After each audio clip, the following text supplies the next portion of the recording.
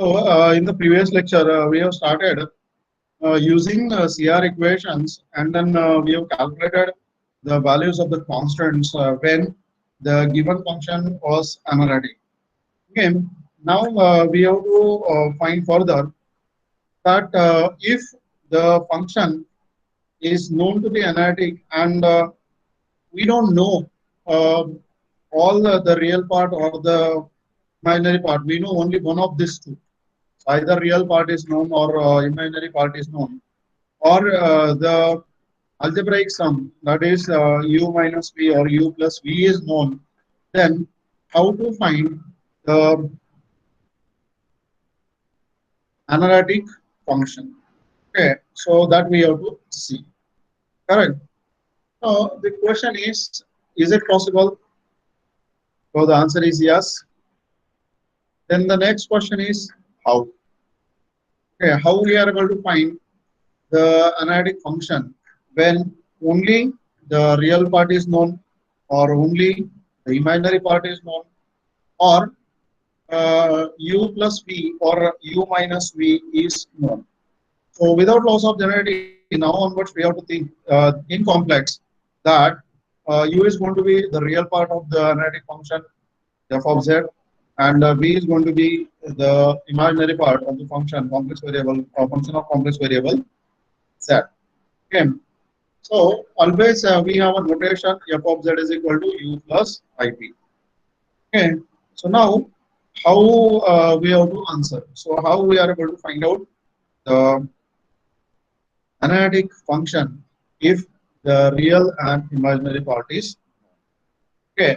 So the simple answer that we are going to use is Milne-Thompson method.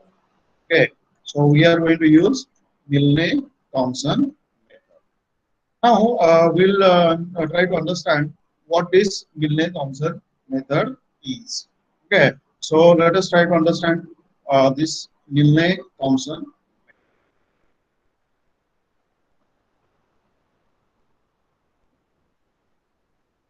Okay, so I hope my screen is visible to you.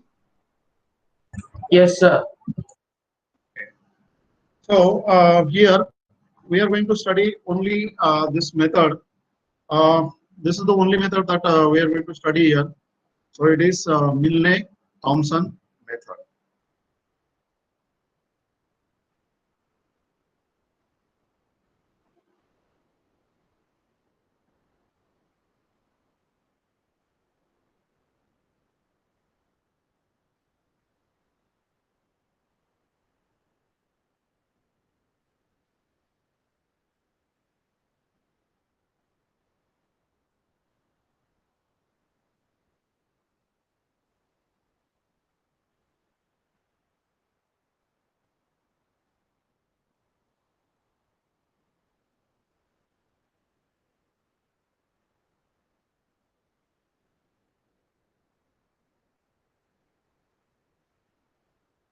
So Milne and Thompson, those were the mathematicians. Okay, so the method is named after them, Milne-Thompson method. Okay, so do not abbreviate this. Okay, because abbreviation may lead to confusion. Okay, and hence we'll consider the first if the real part u of real part u is given.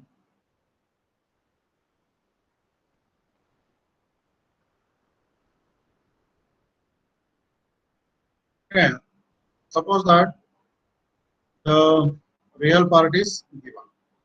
Okay, so here we need to understand the fourth step. Okay, that will help us to calculate or to find the analytic function. So that's step one. Okay, first write what we want to find. So let f of z is equal to u plus iv p and analytic function with okay, real part u. Okay, so this u is precisely u of xy. Okay, so this is what we want to find, and this is what we have given. Okay, so the real part u is given. So f of z u plus iv, this is the analytic function that we want to find, and the real part u is equal to u of xy is given. Okay, now second step. Okay, what we have to do is consider I1 of xy is equal to gamma u by gamma x. Please be careful for this notation. Okay, so you are familiar with this. This is phi. Okay, so now find the next phi2 of xy. Okay, is equal to gamma u by gamma. Okay, now what this Milne-Thompson method says? Again, so here we have the Milne-Thompson method. So this is the main step of Milne-Thompson method. Put x is equal to z and y is equal to 0 in above equations. So we get y1 of z0 and y2 of z0. Okay, so we are replacing this x by z and this y by 0, and then we get this. Okay, so after getting this, the next important step we have O by Milne-Thompson method. The analytic function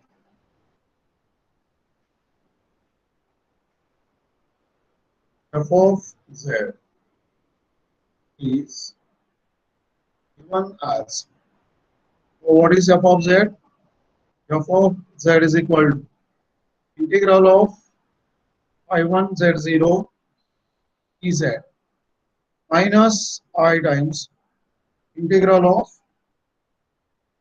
I2 z0 dz and plus c. Okay. So what we know about this c, where c is constant of integration, where c is going to be constant of integration. So this is what we have to consider. These are the important steps that you have to follow while using the Milne-Thompson method to find the analytic function. Okay, so what we have to do is first write the function, then second step find the first order derivatives, third step put x is equal to z and y is equal to 0, and fourth step find out the function f of z, but you have to mention that you are using Milne-Thompson method. So always be careful that you must mention that you are using Milne-Thompson method. Okay, so this is what we have if the real part is given. Okay, now what happens if the imaginary part is given? Okay, so this is about the real part. Next is if imaginary part E is given. Okay, so again I'll suggest you that we have to follow the same 4 steps. Okay, so let us see how we are able to get the analytic function if the imaginary part is given. So what we have to do is let f of z is equal to u plus iv be an analytic function with imaginary part p of xy. Okay, so you can see in the previous case, real part was given, so we wrote real part, and now it is imaginary part is given, so we write imaginary part is this. Now, in second step, what we have to do is consider the first order derivatives. So we'll be having psi1 of xy is equal to double v by double y, and we have psi2 of xy is equal to double v by double x. So here we have this is psi. Okay, so we read it as psi. Okay, so earlier we have considered phi, and now we are considering psi. So we have to be careful that for the real, these are the standard notation. For the real, we consider phi. Okay, for the imaginary, we consider psi. Okay, hence what we have here, the third step. Okay, so what we do in the third step, we replace x by z and y by 0. Okay, so we put x is equal to z and y is equal to 0 in above equations. We get, so here we have to be careful for the notation psi1 of z0 and psi2 of z0. Okay, so we got here, if I put x is equal to 0, z, and then y is equal to 0, so this psi1 of xy and psi2 of xy will get converted to psi1 of z0 and psi2 of z0. And now in fourth step, okay, so we write here by Milne-Thompson method, the analytic function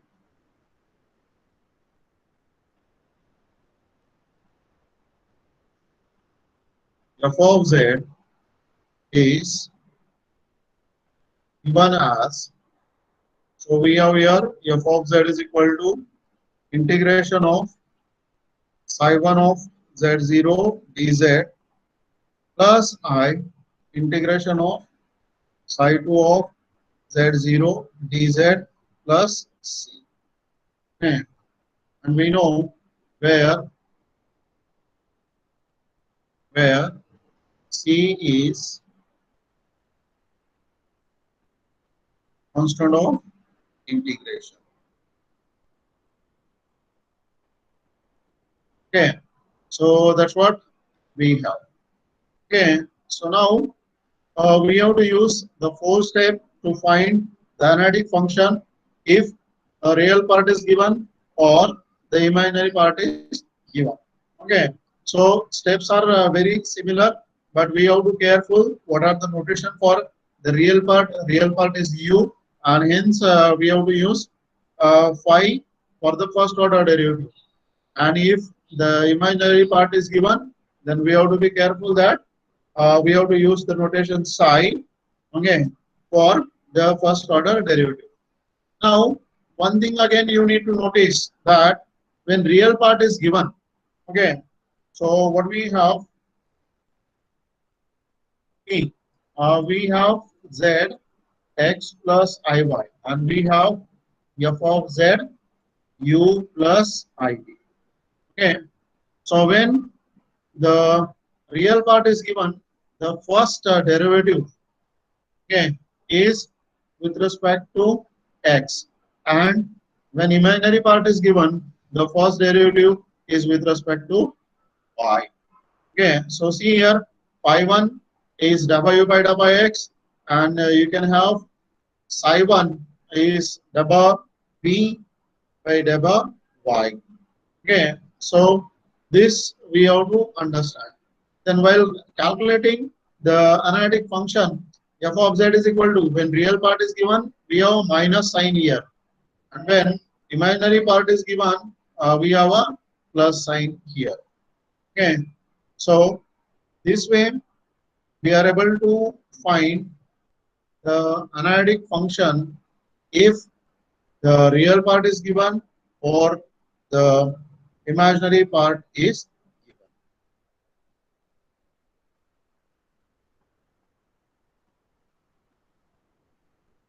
Okay, so do you have any doubt up to it?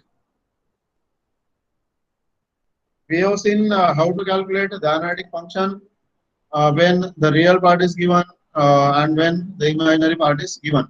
And believe that you are going to use only the Milne-Thompson method. So we have to use the Milne-Thompson method only.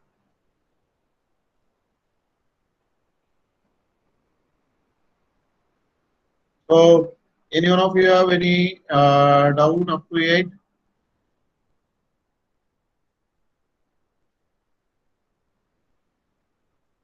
No doubt up to it? Okay, that's great. So we can go for the next when the linear combination, that is either u plus v or u minus v is given. Okay, so we'll see that.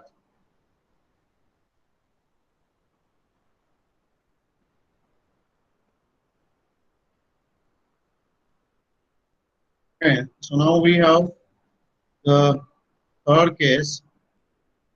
If u plus v or u minus v is given. Okay, so in the previous two cases, either u was given or v was given, and here we have the algebraic sum or the linear combination u plus v or u minus v is given. Okay, now how we are able to find the analytic function using this Milne-Thompson method. So the first step, what we have to do is let f of z is equal to u plus iv be an analytic function. Okay, with real part u and imaginary part p. Okay, so here this is going to be the analytic function. This is what we want to find where u and v are the real and imaginary part of this function respectively. Now what we can do is, okay, so we go with this pre-processing. We call it as pre-processing. Okay, so multiplying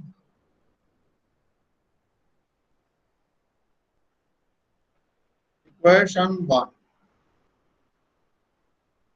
by I negate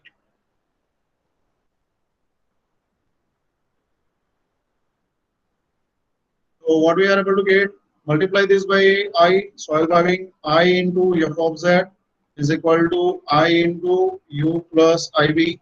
We can write this as iu plus I square p. So I get I f of z is equal to, so what we know is, since I square is equal to minus 1, so this term will become minus v plus I. Okay, so this is going to be equation 2. So we can see we write always a real part first and then we write I into imaginary part. Now the next, add this to equation 1 and 2. Okay, so we can say adding equations 1 and 2, we have, what we'll have, if I add this and this, I'll get 1 plus I into f of z is equal to, I'll get u minus v plus I times u plus v. Okay, so you can see that what we got actually, we got 1 plus I into f of z is equal to capital U plus I capital V. This is equation 3. So where we have capital U is equal to U minus V, okay, which is, we can say, which is real part of analytic function 1 plus I into f of z. Okay, and what we get? And we get capital V is equal to, okay, it is going to be small u plus v, which is imaginary part of analytic function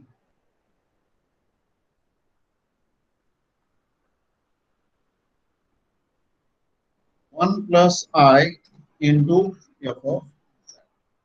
Okay, so why we can guarantee that this 1 plus I into f of z is analytic? See, what we have considered first, this is being an analytic function. F of z is an analytic function. And we know f of z is analytic, that means f of z is differentiable. So f of z is differentiable. So we know k into f of z will be differentiable. So what we have, if the function is differentiable, then we call it analytic function. So f of z is differentiable. K, the constant into f of z will be differentiable. And hence this constant into f of z will be an analytic function. So this is being an analytic function. This u will be the real part. So what is u here? Okay, so u is u minus v. Okay, and what is v here? V is u plus v. So if u minus v is given, then this is the real part of this function 3. Okay, and if v is given, that is u plus v is given, so it is going to be the imaginary part of this function 3. So once you calculate this function 1 plus I into f of z, then this 1 plus I into f of z you can take on the other hand side and you can find out only f of z. Okay, so this way we are able to use the Milne-Thompson method. Okay, so we are able to use the Milne-Thompson method to calculate the function, analytic function f of z is equal to u plus I. Okay, so now if u minus v, okay, u minus v is given, that is real part of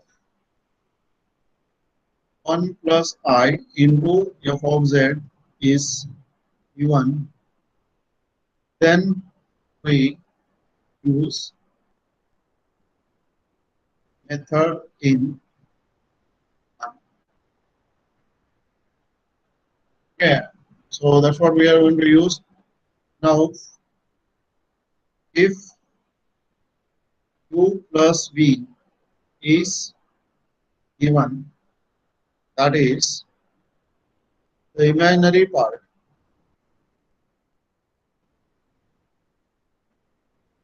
of 1 plus I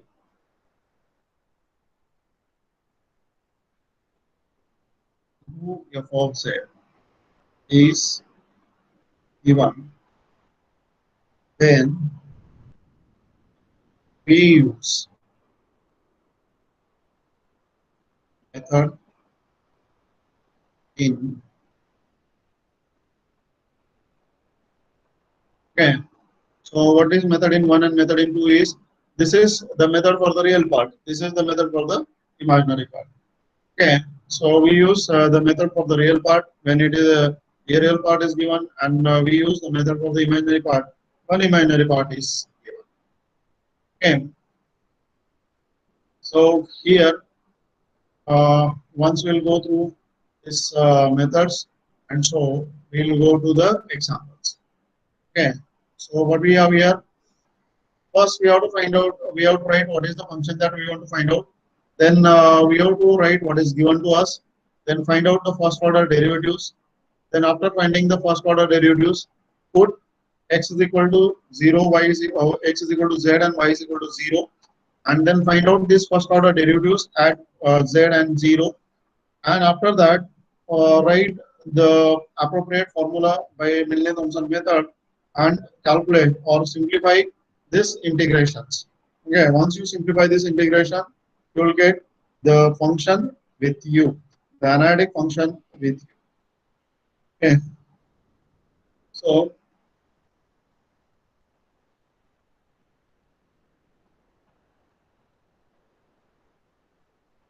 is there any doubt up to this? Or if you have any doubt, you can ask, please.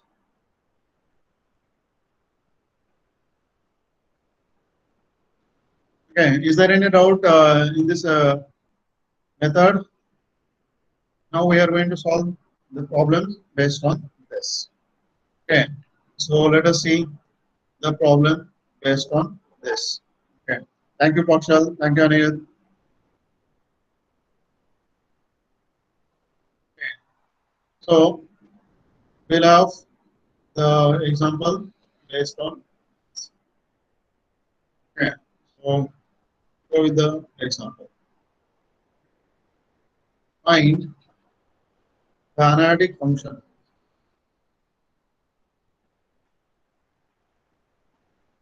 f of z with real part u is equal to, with the real part u is equal to x cube minus 3xy square plus 3x square minus 3y square plus 1.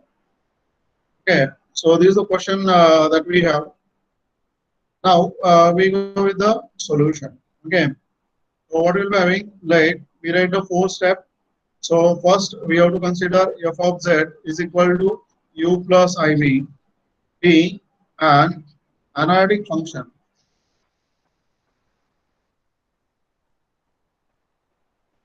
with the real part u is equal to x cube minus 3xy square plus 3x square minus 3y square plus 1. Okay, so this is what we have. So this is the first step that we have considered. Now consider the second step. So consider y1 of x y is equal to w by wx. So find the first order derivative for this. So we're having 3x square minus 3y square plus 6x, and this term is going to be 0. Okay, so let this equation 1. Now find the second order derivative pi 2xy is equal to w by wy. And find the derivative, so we can have the derivative of this term is going to be 0. So this derivative will be minus 6xy and minus 6y. So this is going to be the equation 2. Okay, now once we have the first order derivatives, the second step is completed. So next step we have to do is put x is equal to z and y is equal to 0 in equations 1 and 2. In equation 1 and 2. Okay, so we get. So here what we have to do is we have to put x is equal to z and y is equal to 0. So if I put x is equal to z and y is equal to 0, then what we'll get is y1 of z0 is equal to 3z square minus 0 plus 6z and I2 of z0 is equal to 0. So that is we get y1 of z0 is 3z square plus 6z and y2 of z0 is equal to 0. Okay. So this way we have completed the second step. So this was the first step to write what we have to find and what is given. Second step to calculate the first order derivatives, and third step to replace x by z and y by 0. And now the fourth and final step. So what we can say is by Milne-Thompson method,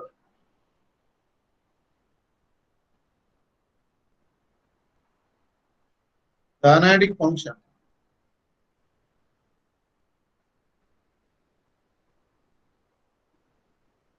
f of z, okay, is given as. So what is the formula? F of z is equal to integration y1 of z0 dz minus I integration phi2 of z0 dz plus c, okay, where c is constant of integration. Okay, so please don't be in hurry. Write each and every step properly. Okay, so that you will get the correct answer. Okay, so once you write the formula properly, definitely you are going to get the correct answer. Okay, and now write this values. So we have f of z is equal to integration dz square plus you have 6z dz minus this term is going to be 0. So we can write here, right, minus I times 0 dz plus c. So you have f of z is equal to dz square plus 6z dz plus c. We can write here dz cube by 3 plus 6z square by 2 and plus c. So we can simplify this. So after simplification, we get f of z is equal to, it will be z cube plus dz square plus c. Okay. So this is how we are able to get the analytic function, which is the required analytic. Okay. So this is going to be the required analytic function. Okay. So that's how we are able to get the analytic function if the real part is given. So is there any doubt in this example that what we have solved?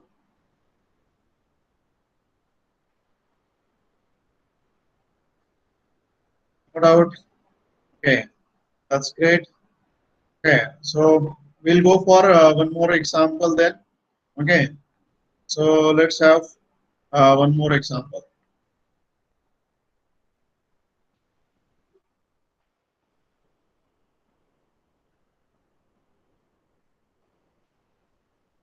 So find the analytic function f of z with real part u is equal to e raised to x cos y minus y sin. Okay, so that's what we have. Once you know what are the steps to be followed, then definitely you will follow that step and you will get the correct answer. Okay, so you must be ready with the steps and the sequence of the steps. So calculations you can do easily. Okay, so what is the answer? We'll be having the first step, right? F of z is equal to u plus iv p and analytic function with real part u is equal to e raised to x cos y minus y sin. Okay, so this is the first step that you have. Now the next step we have to find out the derivative of this function. So we go to the next step. Consider y1 of xy.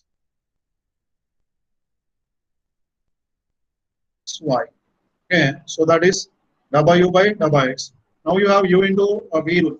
Okay, but what we know is the derivative of e raised to x into f of x is equal to e raised to x f of x plus f dash of x. The simple formula when you have e raised to x here. So e raised to x we have here, and hence what this term will be? This is e raised to x cos y minus y sin y. The f of x remains as it is, and the derivative of f dash of x. So it is plus cos y.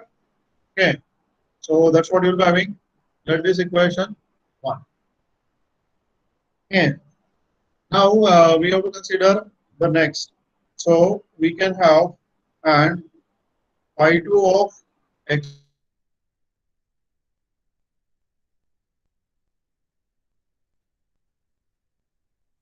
constant because we are finding with respect to y. So we have e raised to x as it is. Now find out the derivative of this term. So the derivative of this cos is going to be minus sin y. Okay, then minus you have to use u into v rule. So we'll be having sin y and minus we'll be having y cos y. So first we took the derivative of y, so we wrote only the sin y term, and now y remains as it is, and we take the derivative of sin. So we got cos of y. So this is going to be. So this way we have calculated the first order derivative phi 1 and phi 2, and now we have to replace x and y. So next step we have again put x is equal to z and y is equal to 0 in equations 1 and 2. Okay, we get. Okay, so what we are able to get is phi 1 of z0 is equal to. So see, phi 1 of z0, you have z here. This is z. Cos of 0 is going to be 1. This term is going to be 0, and plus you will be having 1. And now phi 2 of z0. So this is e raised to z. This is 0, 0, and y is 0. So this term will be 0. So anyhow, this all the terms inside the bracket are going to be 0, and hence this first order derivative at x is equal to z and y is equal to 0 is going to be 0. Now, once we get the third step completed, we are ready to go for the fourth step, and hence we can write by Milne-Thompson method, the analytic function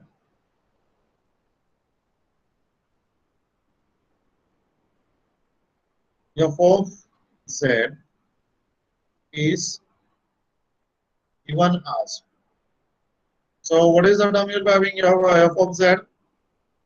See here, f of z is equal to integration phi 1 of z0 ez minus I integration phi 2 of z0 ez plus c. So where c is constant of integration.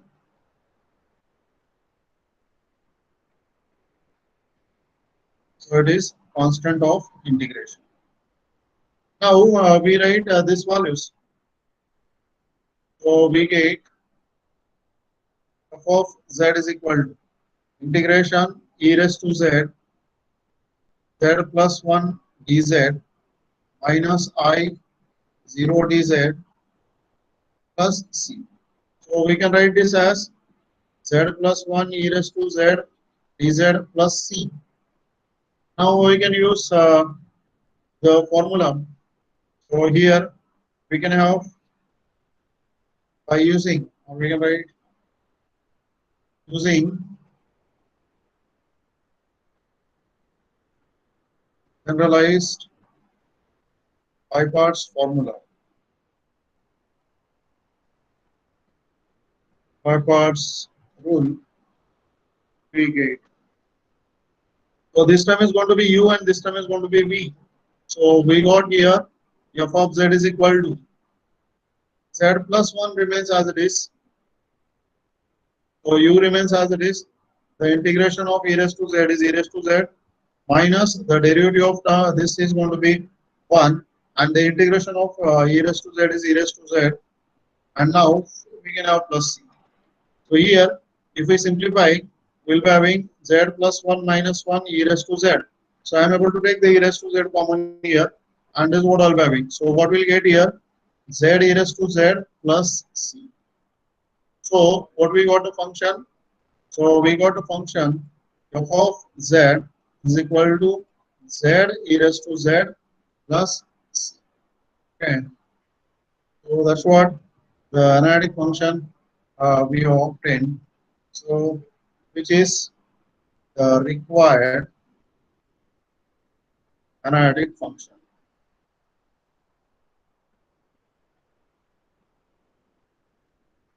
Okay, so this is going to be the analytic function. So is there any doubt in this example? So do you have any doubt in this example? That's great. You don't have any doubt. Very good. Okay.